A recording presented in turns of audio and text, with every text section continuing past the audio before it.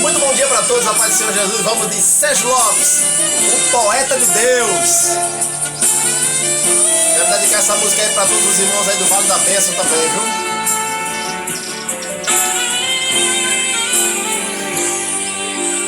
Ninguém é tão perfeito que consiga fugir dos olhos vivos do Senhor, que vê além do mais profundo abismo e até segredos que eu nunca falei. Ele sabe cada um dos meus desejos,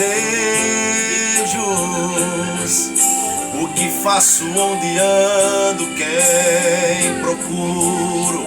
Ó, conhece o teu passado e o teu presente e quer fazer feliz o teu futuro. Eu luto é contra minha própria alma, a natureza humana que há em mim.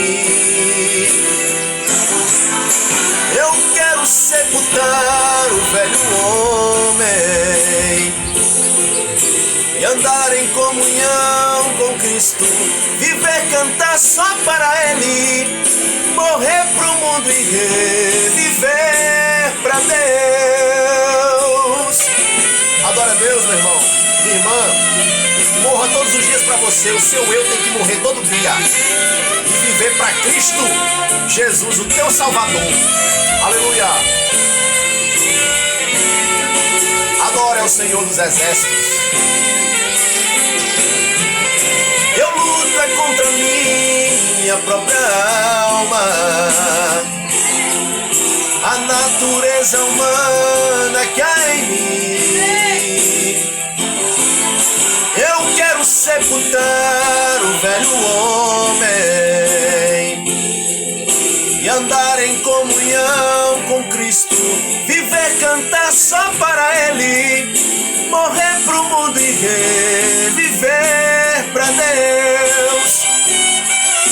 Morrer pro mundo e reviver pra Deus. Morra pra você mesmo e viva pra Deus todos os dias. Deus abençoe a todos os irmãos aí.